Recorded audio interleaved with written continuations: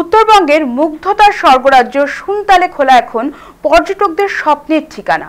সমুদ্রপৃষ্ঠ থেকে প্রায় 3000 ফুট উঁচুতে পাহাড়, জলধারা আর গাছপালায় ঘেরা এই স্থান যেন প্রকৃতির কোলে লুকোনো স্বর্গ। নেপালি ভাষায় সুনতালে মানে কমলা লেবু আর খোলা মানে স্রোত, অর্থাৎ কমলা লেবু স্রোত। এখানে যেমন কমলা লেবুর গন্ধ মমা করে, তেমনি মানসিক প্রশান্তি ছড়িয়ে দেয় মূর্তি নদীর বয়ে যাওয়া স্রোত।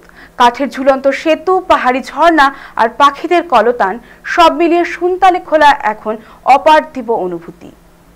এই মুহূর্তে দাঁড়িয়ে রয়েছি কালিম্পং জেলার একটি অফবিট লোকেশন সান্তালি খোলায়, আর যার উপরে দাঁড়িয়ে রয়েছি।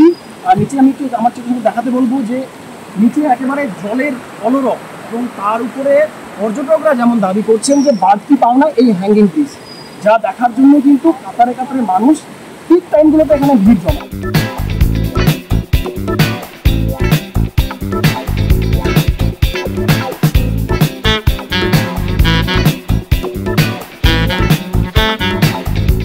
অপূর্ব এখানকার সিনারি। পাহাড় আমার চিরকালই খুব প্রিয়, এগুলি দৌলতে ফুটিয়ে একদম দেখলাম অপূর্ব, মানে দেখে দেখে আসবে এখানে। প্রত্যেক জায়গায় যেন পাহাড়ের খাঁজে খাঁজে বনভূমি ও তার কারুকার্য যেন মনে হচ্ছে কোনো ভাস্কর, অদৃশ্য ভাস্কর অপূর্বভাবে খোদাই করে রেখেছে।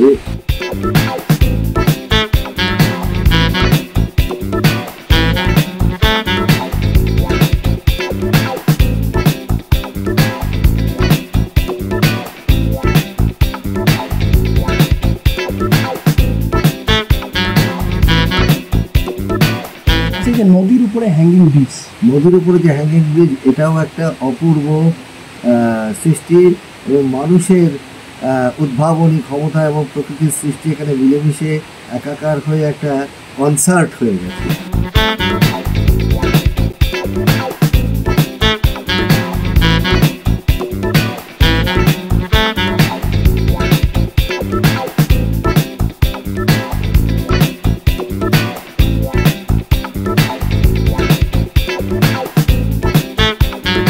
দারুণ জায়গা। আমরা এখন দাঁড়িয়েছি হ্যাঙ্গিং ব্রিজে, যে কারণে একটু ভাইব্রেট হচ্ছে। মানে ব্রিজটা একটা বাড়তি পাওনা, আমি শুধু হ্যাঙ্গিং ব্রিজটা দেখার জন্য আমি এসেছি, তার জন্য একটা 300 টাকা পে করতে হয়েছে হ্যাঙ্গিং ব্রিজের জন্য। বাকি খুব সুন্দর গাড়ি, বড় ব্যাপার না, তবে এসে যা দেখছি আমি আরো বেশি ভালো লাগছে। ওভারঅল স্যাটিসফাইড একদম।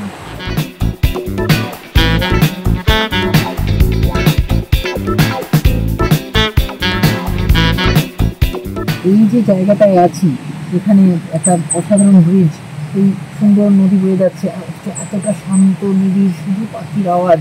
দিস ইজ অ্যামেজিং, মানে এত সুন্দর জায়গা।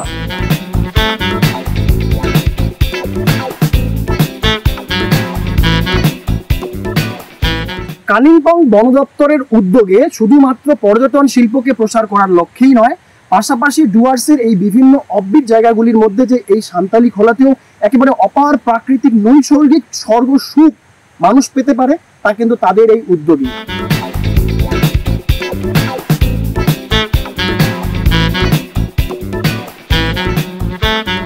পুরোটাই বন দপ্তরের আন্ডার, মানে বন দপ্তর প্রশাসনের উচিত তাহলে আর এটাকে একটু রক্ষণাবেক্ষণটা কিছু করে। হ্যাঁ, অবশ্যই আমার মনে হয় তো ডুইং গ্রেট জব, মানে this is on a personal level. কারণ আমি দেখি যখন অনেক মানুষ অন্য জায়গায় গিয়ে পড়ে, এবারে হামলেই পড়ে, তো সেখানে একটা পলিউশন ক্রিয়েটেড হয়।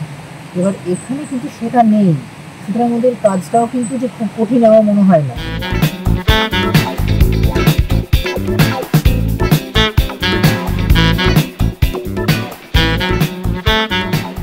ক্যামেরায় নীলাদ্রি দাসের সঙ্গে সানি, সময় কলকাতা, কালিম্পং।